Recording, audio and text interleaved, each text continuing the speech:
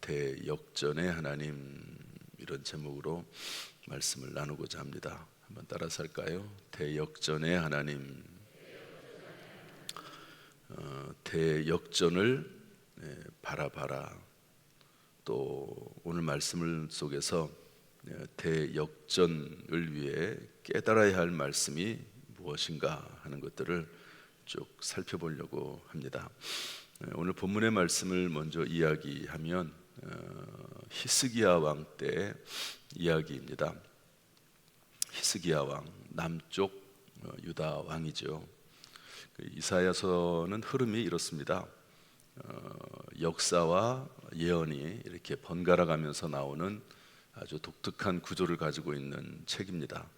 그래서 역사 이야기 하다가 이제 다시 또 예언을 하고, 왜냐하면 이사야 시대에 북쪽 이스라엘이 멸망하고 또 남쪽 유다가 끊임없이 공격을 당하는 그런 때, 그러나 하나님께서는 이미 남쪽 유다의 멸망까지도 예언을 하셨습니다. 그러니까 이제 시대적인 상황도 이야기를 하고 또 앞으로 될 일도 이야기하면서 이사야서가 쭉 진행이 되고 있는데요. 북쪽 이스라엘은 이미 멸망을 했습니다. 아수르 왕이 침공을 해서 이미 그 나라를 잃어버렸고요. 아수르는 이 혼혈 정책을 씁니다. 그래서 북쪽 이스라엘에 아수르 사람들을 다 집어넣어 가지고요, 민족성이 사라지게 만듭니다. 우리나라 일본 사람들이 와가지고 성씨 개명하고 뭐 민족성을 말살하려고 했던 것처럼 그런 일을 하고 하죠. 그러는 가운데 이제 사마리아라고 하는 혼혈 민족이 생기게 되는 겁니다. 반절은 유대인이고 반절은 이방인인 그런 사람들이 나오게 되죠. 그것 때문에 평생 이제 사마리아 사람들은 인정받지 못하고 유대인들에게 손가락질 당하면서 살게 되는 일들이 이제 이때 일어나게 되는 겁니다. 그런데 당연히 이제 남쪽 유다도 멸망을 당해야 되는데, 그때 누가 있었냐면 히스기야라고 하는 왕이 있었습니다. 하나님을 잘 섬기는 왕. 그래서 이스라엘은 멸망하지 않습니다. 약 한 20-30년 정도 지연이 되지요. 뭐 결국은 망하긴 하지만 그렇게 되는데, 그때 이 북쪽 이스라엘을 멸망시키고 남쪽 유다를 공격해오는 아수리의 왕이 사네립, 또 그 군대 장관 랍사게, 이런 사람들의 이름이 있습니다. 어쨌든 공격을 해 오지요. 그렇지만 오늘 본문 읽은 말씀 보면 하나님께서 특별히 역사하셔서 아수르 사람들의 군인들을 다 치죠. 우리 36절 말씀 한번 읽어보겠습니다. 36절 다 같이 읽어보죠. 시작. 여호와의 사자가 나가서 아수르 진중에서 18만 5천인을 쳤으므로 아침에 일찍이 일어나 본즉 시체뿐이라. 이게 어떤 일이 이게 가능할까? 갑자기 다 죽어버렸어요. 내전이, 자기들 스스로 싸우는 내전이 일어날 수도 있을 것입니다. 아니면 아주 상당히 강력한 전염병이 일어날 수도 있겠죠. 하나님이 이제 한 나라를 심판하실 때 이 전염병, 내전 이런 것들 보통 많이 사용을 하시거든요. 어쨌든 다 죽었어요. 시체뿐입니다. 아수르 사네립 왕이 어떻게 합니까? 군인들이 없는데 무슨 전쟁이 됩니까? 자기 나라로 돌아가죠. 그리고 자기의 신에게 경배하고 있는데, 아들 중에 하나가 아드람 멜렉이라고 하는 아들이 자기 아버지를 죽입니다. 그리고 자기는 도망가 버려요. 그리고 나서 아들 중에 하나인 에살핫돈이 왕이 됐다 하는 내용이죠. 완전히 그야말로 대역전극이 일어났다고 볼 수가 있습니다. 남유다를 공격하기 위해서, 그래서 그 땅을 차지하려고 했던 사네립 왕이 오히려 자기가 죽임을 당하는 아주 상상할 수 없는 최강다국의 왕이 그런 일을 당하는 거죠. 여러분, 이런 일이 가능하겠습니까? 하나님의 역사가 아닌 곳에는 거의 불가능합니다. 만약에 지금의 최강대국인 미국의 대통령이 그런 일을 당했다, 아마 거의 불가능한 일일 겁니다. 그런 일이 이제 일어나게 되는데, 이 과정 속에서 아주 중요한 몇 가지 영적 원리들이 나옵니다.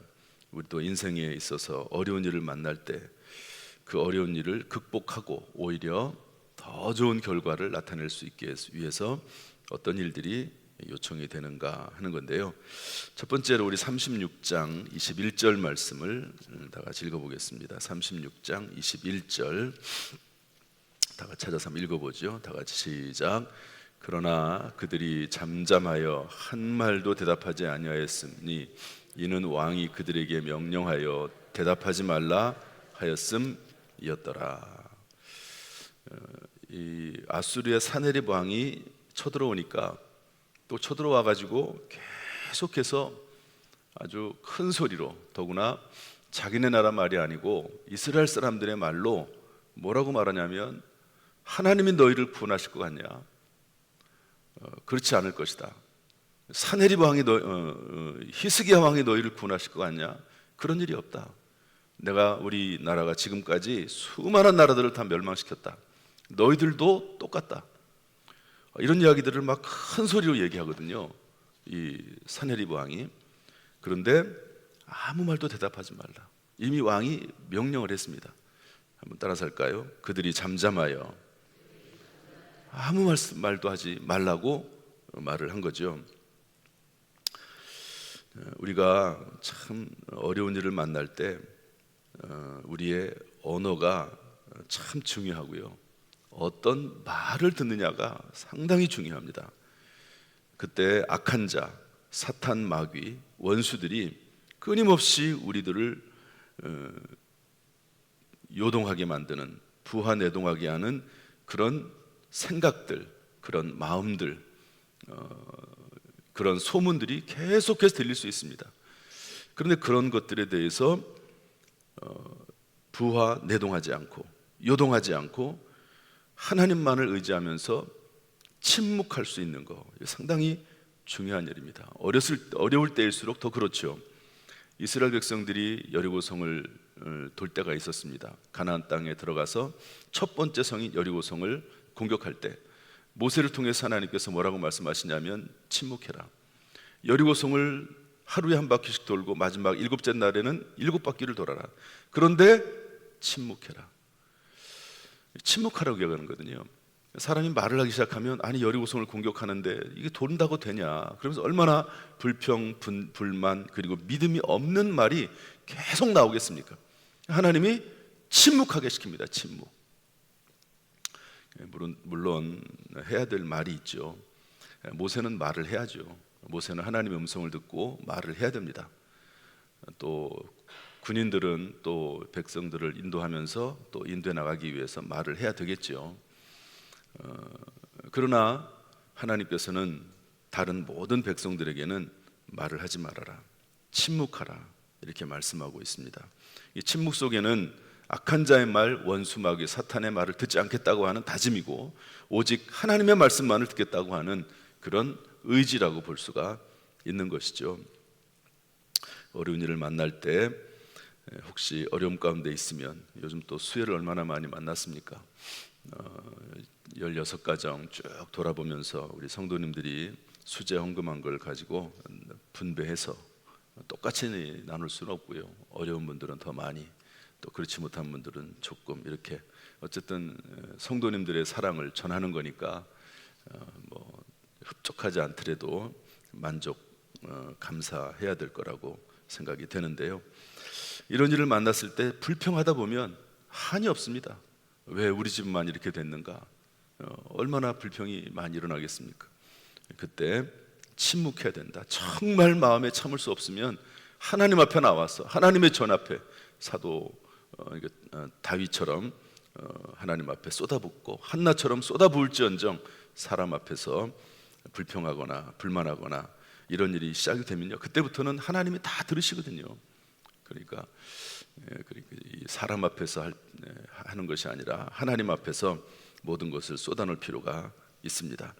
사람 앞에서는 침묵하고 여러분 하나님 앞에 나와서 아뢰 수 있는 이번 8월 한 달이 되기를 주님의 이름으로 축복합니다.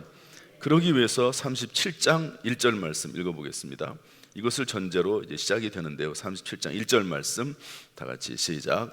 히스기야 왕이 듣고 자기의 옷을 찢고 굵은 베옷을 입고 여호와의 전으로 갔고, 어디로 갔다고요? 여호와의 전, 성전으로 가는 겁니다. 누군가는 하나님의 전에 나와서 기도해야 되는 거죠. 여러분, 우리가 이 성전에 나와서 기도하는 것 하나님이 기뻐하시는 일인 줄로 믿습니다. 대역전을 이루는 과정 중에 있는 줄로 믿습니다. 그리고 장소가 중요해요. 왕궁에서 기도하면 되지, 쉽지 않습니다. 환경도 중요합니다. 영적 환경도 중요해요. 물론 예수님의 몸이 성전되고 우리의 또 몸이 성전이 되고 우리가 하나님을 찬송하고 경배하는 곳이 다 성전입니다. 그러나 하나님께서는 예배당을 세우셔서 그 예배당을 중심으로 하나님의 사역을 하시는 것도 맞습니다. 어떤 분들은 오늘날의 예배당은 성전이 아니라고 얘기하는 분이 있습니다. 그러나 저는 그렇게 생각하지 않습니다. 거룩한 전이거든요. 이 예배당이 세상의 술집과 똑같은 건물입니까? 그런 게 아니죠. 예배당은 거룩한 전, 성전이거든요. 그래서 하나님의 전을 찾아 나와서, 대역전 가운데 하나님의 전에 찾아 나와서 기도하는 것이죠. 하나님의 전, 그곳에서 하나님의 일들이, 또 하나님의 역사가 나타나게 될 줄로 믿습니다. 37장 2절 말씀 읽어보겠습니다. 세 번째로 어떤 일을 했는가? 2절 다 같이 읽어보죠. 시작. 왕궁 맡은 자 엘리야킴과 서기관 셈나와 제사장 중 어른들도 굵은 베옷을 입으니라. 왕이 그들을 아모스의 아들 선지자 이사야에게로 보내매. 신하들도 굵은 베옷을 입고 함께 입었을 뿐만 아니라 하나님의 사람 이사야에게로 보내서 좀 기도해달라고 부탁하는 것을 볼 수가 있습니다. 영적 동지, 협력자, 조력자. 지금 여러분, 사네립 왕이 지금 바로 성 밖에 있습니다. 공격해서 쳐들어오면 나라가 망할 수 있는 상황이고요. 히스기야 왕도 죽임을 당할 수 있습니다. 끌려갈 수 있습니다. 이때 침묵하고 성전에 와서 자신이 기도하고, 그리고 하나님의 사람에게 기도 부탁을 하고 영적 협력을 요청을 하고 하나님께 함께 기도하는, 또 모든 신하들도 함께 기도하는 이런 합심 기도의 시간을 가졌던 것을 볼 수가 있습니다. 우리가 대역전을 바라본다고 하면 하나님의 사람들과 함께 뜻을 모으고 마음을 모으는 이런 일들이 우리 가운데 있어야 될 줄로 믿습니다. 늘 우리 주변에 함께 기도할 수 있는 사람, 이런 사람들이 우리가 되고, 또 어려운 일을 만난 사람들이 있을 때 나하고 무관한 일이라고 생각하지 말고 함께 기도하고 협력할 수 있게 되기를 주님의 이름으로 축복합니다. 이렇게 이제 침묵하고 성전에 나와서 하나님의 사람을 모으고 결국에는 하나님 앞에 기도하는 거죠. 우리 37장 21절 말씀 읽어보겠습니다. 37장 21절 말씀 다 같이 읽어보죠. 시작. 아모스의 아들 이사야가 사람을 보내어 히스기야에게 이르되 이스라엘의 하나님 여호와께서 말씀하시되 내가 아수르의 사네립 왕의 일로 내게 기도하였노라 하시고, 기도했는데요. 14절 말씀 보면 히스기야가 그 사자들의 손에서 글을 받아보고 여호와의 전에 올라가서 그 글을 여호와 앞에 펴놓고 여호와께 기도하여 이르되, 히스기야도 기도하고 또 그리고 이사야 선지자도 하나님 앞에 기도했는데요. 똑같습니다. 하나님의 전에 올라가서 그 글을 여호와 앞에 펴놓고 그런 상황을 하나님 앞에 확실하게 아뢰면서 하나님 앞에 기도하는데, 20절 말씀 보면 뭐라고 되어 있냐면 우리 하나님 여호와여 이제 우리를 그의 손에서 구원하사 천하만국이 주만이 여호와인 줄 알게 하옵소서. 따라합시다. 우리를 구원하사 천하만국이 주님만이 여호와이신 줄 알게 하옵소서. 결국 목적은 하나님의 영광입니다. 내가 어떤 문제를 해결해서 그 문제 가운데 자유롭게 되는 거, 해방되는 거, 그것도 부수적으로 반드시 임하는 거긴 하지만 하나님, 이것을 통해서 하나님만이 구원자이시고 하나님이 우리의 치료자이시고 하나님이 전능하신 분이심을 온 백성들이 온 세상으로 알게 하옵소서라고 목적을 세우고 기도하는 거지요. 이런 분명한 하나님의 영광을 위한 목적 우리 가운데 분명히 세워줄 수 있기를 주님의 이름으로 축복합니다. 37장 29절 말씀 보겠습니다. 37장 29절 말씀 다 같이 읽어보겠습니다. 시작. 내가 나를 거슬러 분노함과 내 오만함이 내 귀에 들렸으므로 내가 갈고리로 내 코를 꿰며 재갈을 내 입에 물려 너를 오던 길로 돌아가게 하리라 하셨나이다. 이건 이제 이사야가 히스기야 왕에게 한 말이거든요. 다시 말해서 이 나라를 공격한 그 사네립 왕의 오만함이 하늘에 닿았다. 이제 그 사네립 왕이 결국에는 끌려갈 것이다, 죽임을 당할 것이다 라고 하는 이야기를 이사야 선지자를 통해서 하는 거죠. 우리가 신앙생활을 하다 보면 또 성경을 읽다 보면요, 이런 면에 있어서 때가 있습니다. 악한 자들의 악이 가득 차야지만이, 선한 사람들의 기도가 하나님 앞에 응답되는 것도 맞지만 또 악한 자의 오만함이 가득 차야지만이 또 하나님의 역사가 일어나는 것도 볼 수가 있습니다. 아무리 악한 사람이라 할지라도 또 하나님의 뜻과 계획이 있다 할지라도 하나님이 그냥 무조건적으로 심판하거나 그러지는 않는 거죠. 이방인이라 할지라도 그 심판을 할 만한 그런 이유가 있어야 되는 겁니다. 그래서 하나님께서는 그 오만함이 찰 때까지 기다리는 것도 볼 수가 있습니다. 37장 32절 말씀 다 같이 읽어보겠습니다. 37장 32절 다 같이 시작. 이는 남은 자가 예루살렘에서 나오며 피하는 자가 시온산에서 나올 것입니다. 만군의 여호와 열심히 이를 이루시리이다. 한번 따라합시다. 만군의 여호와의 열심. 어떤 분이 이 말씀을 가지고 책을 하나 썼더라고요. 여호와 열심이라고 하는 책. 여호와의 열심, 하나님의 열심. 하나님이, 우리도 열심히 기도하지만 하나님도 열심히 일을 하신다. 에스겔서 33장 2절 말씀 보면 하나님에 대해서 일을 만들어 성취하신 하나님. 하나님은 계속 일하시는 분이거든요. 너는 내게 부르짖으라 내가 응답하겠고 네가 알지 못하는 크고 은밀한 일을 내가 내게 보이리라. 끊임없이 일을 만드시고 성취하시는 분이 하나님이십니다. 이거 하나님의 열심이지요. 여러분, 하나님이 지금도 일하시는 분이신 줄로 믿습니다. 왜 하나님은 아무런 말씀도 안 하시는가? 하나님은 살아계신 게 맞나? 우리가 그런 의심을 떨쳐버리고 지금도 하나님은 일하시고 계시다 하는 것을 믿고 하나님 앞에 나갈 수 있기를 주님의 이름으로 축복합니다. 마지막 7번째로 가장 중요한 내용이라고 볼 수 있는데요, 우리 35절 말씀 다 같이 읽어보겠습니다. 35절 말씀 다 같이 읽어보죠. 시작.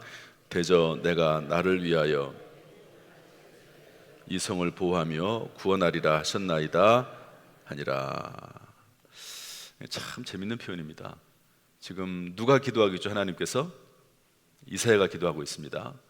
백성들이 기도하고 있습니다. 히스기야 왕이 기도하고 있습니다. 그런데 하나님께서 응답하시고 구원해 주시겠다고 말씀하시는데 왜 그렇죠? 대저 내가 나를 위하여. 나가 누구죠? 하나님입니다. 하나님 자신을 위해서 내가 너희를 구원하겠다.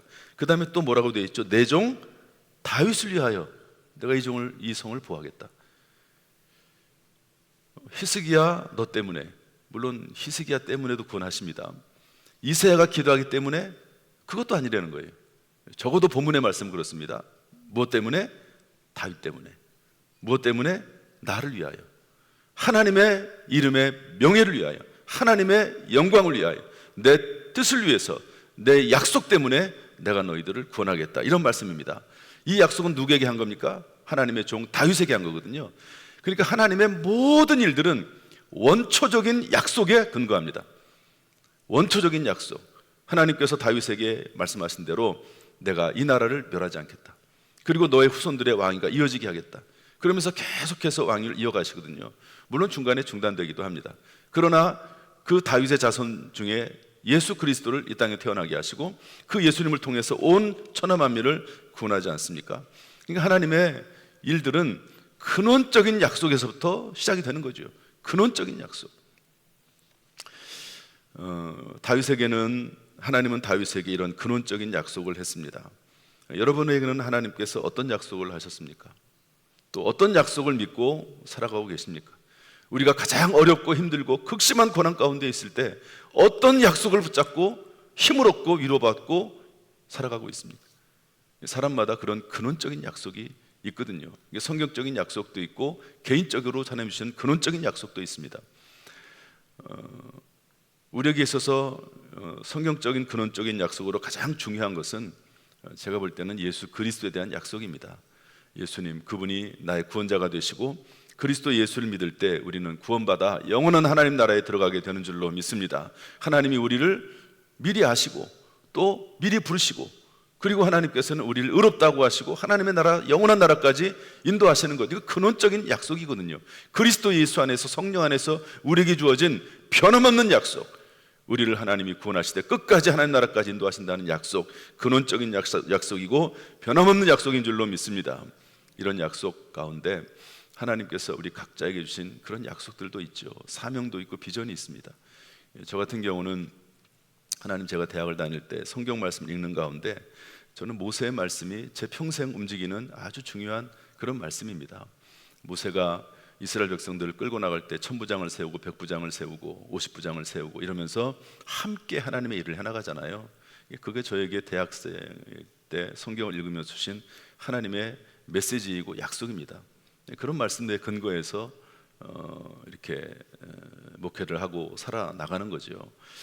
또한 하나님께서 저에게 음성을 들려주신 일이 있습니다. 그 음성 생각하면서 하나님께 늘 가까이 나가면서 힘들고 어려울 때마다 그 말씀 붙잡고 그 음성 붙잡고 나가게 되는 겁니다. 여기서 나를 위하여 내 종 다윗을 위해서 이 성을 보호하고 구원하리라 이렇게 말씀하시고, 우리 처음 읽었던 본문 말씀처럼 결국 산헤립 왕은 자기 나라로 돌아가게 되고 아들에게 죽임을 당하고 이스라엘은 구원을 받는 것을 볼 수가 있습니다. 여러분, 8월이 시작이 됐습니다. 벌써 7개월이 지났네요. 8월 한 달, 또 이번 7월 달에는 우리 장로님 기도하신 것처럼 수해 때문에 많은 분이 고난을 당했습니다. 또 8월 달에도 뭐 덥고 요즘은 또 아침 저녁으로 또 선선해요. 그나마 감사하게도 이번 8월 한 달도 주의 은혜 가운데 승리할 수 있기를 주님의 이름으로 축복합니다. 변함없는 하나님의 말씀 붙잡기를 주님의 이름으로 축복합니다. 제가 설교를 준비하면서 이번에 이사야서를 쭉 준비하면서 이번 설교 준비하면서가 아니고요. 여러분, 이사야 말씀이 어렵습니다. 여러분들 이사야서 말씀 설교하는 거 쉽지 않습니다. 예언서 설교가 쉽지 않아요. 또 분량이 많습니다. 4장, 6장씩 이렇게 하거든요.